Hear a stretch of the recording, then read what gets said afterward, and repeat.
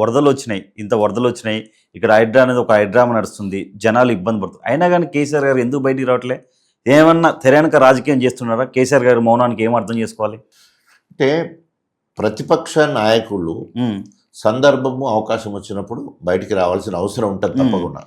So ఈరోజు ప్రతి ఒక్కరూ వాళ్ళ కేసీఆర్ పాత్ర ఏదైతే ఉందో, కేసీఆర్ పాత్ర కేటీఆర్ కావచ్చు, లేదా హరీష్ రావు కావచ్చు, ప్రతి ఎమ్మెల్యే, మొన్నటి మంత్రులందరూ కూడా క్యాబినెట్ మంత్రులు అంటే సీఎం గారికి ఎంతనో క్యాబినెట్ మంత్రులు కూడా అంతనే. సో క్యాబినెట్ మంత్రులందరూ కూడా ప్రజా సమస్యల మీద రేవంత్ రెడ్డి మీద పోరాటం చేస్తూ ఉన్నారు. అట్లాగే ఒక్కొక్క నాయకుడికి ఒక్కొక్క కార్యాచరణ ఉంటుంది. కేసీఆర్ గారు మౌనంగా ఉన్నాడంటే ఏదో ప్రణాళిక సిద్ధమవుతుంది అన్నట్టు లెక్క. ఏ రకంగా రేపు ప్రజల్లోకి వెళ్ళాలి, అదేవిధంగా రేపు రాబోయే సంస్థాగత ఎన్నికలు ఉన్నాయి, జనవరి ఫిబ్రవరిలో వస్తాయి, దాన్ని ఎట్లా ఎదుర్కోవాలి, ఒకవేళ బై ఎలక్షన్లు వచ్చాయంటే దీన్ని ఎట్లా ఎదుర్కోవాలా, అనేక కార్యాచరణ చేసేది ఉంటుంది. దాని గురించి తర్వాత ఈ మధ్యలో కాలు విషయం కూడా మన అందరికీ కూడా తెలిసి ఆపరేషన్. సో ఇవన్నీ పెట్టుకొని ఆయనే రావాలనే ఆలోచన ఎందుకు, కేసీఆర్ రావాలనే ఆలోచన. కేసీఆర్ కనుక రోజు దిగేది ఉంటే తట్టుకుంటాడా రేవంత్ రెడ్డి? వారి అనుభవం ముందు కావచ్చు, తర్వాత వారికి ఉన్న కార్యాచరణ కావచ్చు, వారికి ఉన్న సబ్జెక్ట్ కావచ్చు, అవన్నీ కనుక బయటకు ఆయన వచ్చేది ఉంటే తట్టుకోగలడా? ఏదో రావాలి, అవపడినంతసేపు కావాలనిపిస్తారు, దేవుడిని చూడాలనిపిస్తారు. దేవుడి కనుక వచ్చేయంటే తట్టుకుంటారా? అట్లా ఒక విగ్రహ రూపంలో ఆగ్రహంతో వచ్చే పరిస్థితి ఉంటుంది. ప్రతిపక్షం అంటేనే ఒక నరసింహారావు స్వామి అవతారంలో వచ్చేయంటే అందరూ ఆగమైపోయే పరిస్థితి ఉంటుంది. తప్పకుండా మధ్యకాలంలో మొన్నదాకా వర్షాలు పడి తప్పకుండా మీరు అన్నట్టు వరదల మీద కావచ్చు, ప్రజా వ్యతిరేక విధానం కావచ్చు, త్వరలో ఒక మంచి కార్యాచరణతో కేసీఆర్ గారు వస్తారనుకో. ఇది హైడ్రా అనేది దాని వెనక రాజకీయ కూటమేనా? 100% ప్రజల మూడును డైవర్ట్ చేయడానికి ఒక కార్యక్రమం చేసిండు. కానీ అందులో కూడా అట్టర్ ఫ్లాప్ అయ్యాడు. పూటకు గతి లేని వాళ్ళు, దారిద్ర్య రేఖకు దిగు ఉన్న వాళ్ళకున్న కొద్దిపాటి పైసలతోటి అక్కడ జాగా కొనుక్కొని పర్మిషన్ తీసుకొని కడుక్కున్నాం. ఇప్పుడు ఇచ్చిన ప్రభుత్వాధికారులను, పర్మిషన్ ఇచ్చిన ప్రభుత్వాధికారులను వదిలిపెట్టేసి డైరెక్ట్గా లక్షల రూపాయలు ఖర్చు పెట్టి గెలిస్తే వాళ్ళకు నోటీసులు అదే డైరెక్ట్ పోయి కొట్టడంతో నిరాశలు అయిపోయి చాలా శాపనార్థాలు పెడుతున్నారు ప్రభుత్వం మీద. సార్ ఇక్కడ ఇది ఒకటి సార్ చిన్నది. ఇప్పుడు యాక్చువల్గా గవర్నమెంట్ ల్యాండ్లు కబ్జా చేసిన వాళ్ళని కొట్టు, పెద్దవాళ్ళని తప్పలేదు. పేదలు ప్లాట్లు కొనుక్కొని FTL అని బఫర్ జోన్ అని దగ్గరలో ఉన్నాయని చెప్పి ఇప్పుడు కట్నీళ్ళలో ప్రస్తుతానికి ఉంటున్న వాళ్ళని ఉన్నిస్తున్నాం. కత్తిమూలు ప్లాట్ ఖాళీగా ఉన్న పరిస్థితి ఏంటి సార్? ఆయన కట్టుకోవడానికి పర్మిషన్ లేదంటారు. అంటే నాకు ప్లాట్ ఉందని చెప్పి చూసి ఆనందపడాలనా? అదే కదా. అందుకనే ఇప్పుడు ప్రజలందరూ కూడా, మామూలు ప్రజలు, బిలో పావర్టీ లైన్ ఉన్న వాళ్ళందరూ కూడా ఈరోజు ఈ ప్రభుత్వం మీద కన్నెర్ర చేస్తూ ఉన్నారు. సో అది డ్రామా లెక్క ప్రజల మూడ్ డైవర్ట్ చేయడానికే పనిచేయడం జరిగింది. 6 గ్యారెంటీ మర్చిపోవడానికే. అంతే. ఇప్పుడు మనం మాట్లాడుకున్నాం కదా, ఏ ఒక్కటి కూడా ఈ రోజు వరకు ఒక్క పథకం కూడా అమలు పరచలేదు. తర్వాత రెండవది, రేవంత్ రెడ్డి మార్క్ లేక ఒక ముఖ్యమంత్రిగా ఆయన విజన్ ఇట్లా ఉంది, ఎడ్యుకేషన్ మీద ఇలాంటి పాలసీ ఉంది, రవాణా రంగం మీద ఇలాంటి పాలసీ ఉంది, లేదా వ్యవసాయ రంగం మీద గొప్ప కార్యాచరణ ఉందంటే ఏ దాని మీద ఒక స్పెషల్ లేకుండా మొత్తము గత ప్రభుత్వ వైఫల్యాలు అనుకోండి, విఫల ప్రయత్నం చేసి ఆ ప్రాజెక్టులు లేదా ఆ పథకాలన్నీ కూడా ఫెయిల్యూర్ అని చూడటం కోసమే ఈయన ఆలోచన జరుగుతూ ఉన్నది తప్ప వేరే ఏం లేదు.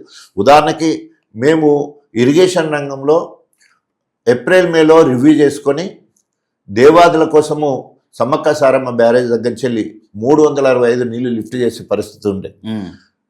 రివ్యూస్ చేయకపోవడం వల్ల జూలై వరకు కూడా ఒక చుక్క కూడా లిఫ్ట్ చేయని పరిస్థితి. అక్కడ ఎప్పుడు 365 రోజులు ప్రాణహిత తర్వాత మాకు అక్కడ బ్యారేజ్ ఉంటుంది కాబట్టి ఎప్పటికీ నీళ్లు ఉంటాయి. గణపురం నియోజకవర్గం మొత్తం కూడా దేవాదుల ప్రాజెక్టు ద్వారానే పారకం. సో ఒక నియోజకవర్గానికి 1,00,000 ఎకరాల మాగానంటే మా నియోజకవర్గానికి 1,40,000 ఎకరాలకు నీళ్ళు వచ్చే ఏర్పాటు మేము చేసుకున్నాం. ఎక్కడ లేని విధంగా 7-8 రిజర్వాయర్లు ఒక్క నియోజకవర్గంలో కేసీఆర్ ఆశీస్సులతోటి రిజర్వాయర్లు అన్ని కూడా మేము కట్టుకొని పూర్తి చేసినాం. కొన్ని గ్రామాలు ఇంకా కూడా నీళ్ళు అందుతలేవంటే 134 కోట్ల రూపాయలు ఎలక్షన్లకు ముందు ఒక 6 నెలలకు ముందు ఆ పనులు కూడా మంజూరు చేసడం జరిగింది. ఆ పనులు కూడా జరుగుతూ ఉన్నాయి. ఆ రకంగా అయితే సరి అయిన ప్రణాళిక లేకపోవడం వల్ల ఇవాళ దేవాదుల ద్వారా ఒక్క చెరువు కూడా నింపలే. మొత్తం ఉన్న వాన పడడం వల్ల కొన్ని చెరువులు నిన్నాయి, కానీ ప్రణాళికబద్ధంగా మేలో మనం రివ్యూ చేసుకొని జూన్లో రిజర్వాయర్లు నింపుకుంటే జూలై వరకు అన్ని చెర్లలో నీళ్ళు నింపితే ప్రతి ఎకరాకు నీళ్ళు ఇచ్చే అవకాశం ఉంది. అలాంటి కార్యాచరణ జరగలేదు. ఇప్పటి వరకు నియోజకవర్గ ఎమ్మెల్యేగా కడియం శ్రీహరి ఒక్క రూపాయి పని కూడా తీసుకురాలి. నువ్వు ఆ పార్టీలో చేరినప్పుడు ఒక్కొక్కసారి ఒక ప్యాకేజ్ ఇస్తారు, ఒక 150 కోట్ల ఇప్పుడు దానికి దయాకర్ రావు గారు అప్పుడు బీఆర్ఎస్ పార్టీకి 160 కోట్లు ఇచ్చారు. అట్లాగే రెడ్డి నాయక్ గారు వచ్చినప్పుడు, అప్పుడే గండ్రరమణారెడ్డి గారు వచ్చినప్పుడు, ఇట్లా వచ్చిన వాళ్ళందరికీ కూడా ఏదో ఒక ఆ నియోజకవర్గ అభివృద్ధి కోసం పోతున్నప్పుడు నియోజకవర్గ అభివృద్ధి కోసం special funding, special development fund, so CDF లేదు, ఎస్డిఎఫ్ లేదు, ఏదైనా ప్యాకేజ్ కూడా లేదు. మరి ఎందుకు పోయినట్టు, ఏ అభివృద్ధి కోసం పోయినట్టు కడియం శ్రేయరి? కాబట్టి ఆయన సొంత ప్రయోజనాల కోసం పోయిండు, గన్పూర్ అభివృద్ధిని గాలికి వదిలేసిండు. సార్ ఇంకోటి సార్, బై ఎలక్షన్స్ వచ్చే అవకాశం ఉందా? ఒకవేళ వస్తే ఈసారైనా స్టేషన్ గణపూర్ టికెట్ రాజా గారికి వస్తుందా? ఇప్పుడు అధిష్టానం నిర్ణయం తీసుకోవాల్సిన అవసరం ఉంది. సో అధిష్టానము మొన్న ఎంపీ ఎన్నికలప్పుడు టికెట్ ఇచ్చే వరకు వచ్చిన తర్వాత అది సుధీర్ కుమార్కి ఇవ్వడం జరిగింది.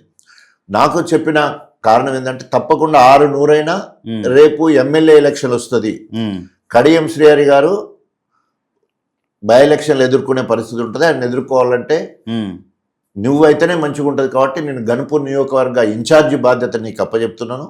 సో తర్వాత ఎంపీ పరిధిలో ఉన్న కాన్స్టిట్యున్సీలలో స్టార్ క్యాంపెయిన్గా పనిచేయమంటే, నేను పార్లమెంటు పరిధిలో ఉన్న భూపాలపల్లి నుంచి మొదలు పెడితే మనకు పాలకుర్తి వరకు 7 నియోజకవర్గాలలో ప్రచారం చేయడం జరిగింది. గన్పూర్ నియోజకవర్గ బాధ్యతలు తీసుకొని ఇక్కడ కార్యక్రమం చేస్తున్నది.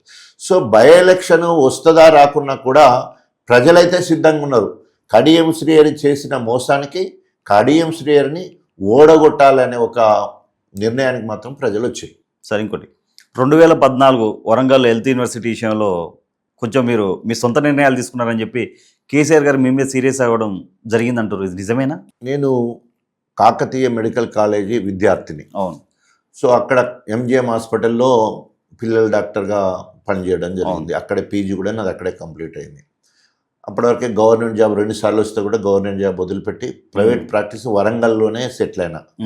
I started first paediatric nursing home in Warangal district itself. ఉత్తర తెలంగాణ మొత్తంలో కూడా నాదే మొట్టమొదటి పిల్లల దవాఖాన. సో డాక్టర్గా అనేక మంది డాక్టర్ల ప్రోత్సాహంతో, డాక్టర్ జాక్ వాళ్ళందరి ప్రేరణతోటి మొత్తం తెలంగాణ ఉద్యమంలో డాక్టర్లలో మొదటి వరుసలో నిలిచి ఉద్యమంలో పాల్గొని ఆ రోజు బీఆర్ఎస్ పార్టీ నుంచి వెళ్ళి ఎమ్మెల్యే. సో కేసీఆర్ గారు ఉద్యమ స్ఫూర్తిని చూసి, మరి నా ఎడ్యుకేషన్ చూసి నాకు వైద్య ఆరోగ్య శాఖ ఉప ముఖ్యమంత్రి 2 పదవులు ఇవ్వడం జరిగింది. సార్ అందులో ఏదో అవకతవకలు కూడా జరిగాయి, అదే చెప్తాను. సో ఆ క్రమంలో గన్పూర్ వల్ల మన వరంగల్ డాక్టర్స్ ఎక్స్పెక్టేషన్ ఏంది, కాకతీయ మెడికల్ కాలేజ్ విద్యార్థుల ఎక్స్పెక్టేషన్ ఏంది, అక్కడున్న ఏంటి అంటే డాక్టర్ రాజయ్య మన విద్యార్థి, మన డాక్టరు. సో ఇప్పుడు కనుక రాకపోతే ఎప్పుడు రాదు అనే ఉద్దేశంతో హెల్త్ యూనివర్సిటీ కావాలని చెప్పేసి అనేక సార్లు నా మీద ప్రెషర్ తీసుకురావడం జరిగింది. అనేక సార్లు సార్ కూడా చెప్పడం జరిగింది, ఇట్లా బాగున్నది అని చెప్పేసి మాట్లాడు. ఆ రోజు కూడా కాళోజీ జయంతి సందర్భంగా అక్కడికి వచ్చిన క్రమంలో ఒక కార్యక్రమంలో మళ్ళీ పక్క కూర్చున్నప్పుడు అడగాల్సి వస్తుంది కదా, సార్ ఇట్లా ఉన్నది ఇది. సో అప్పుడు అన్న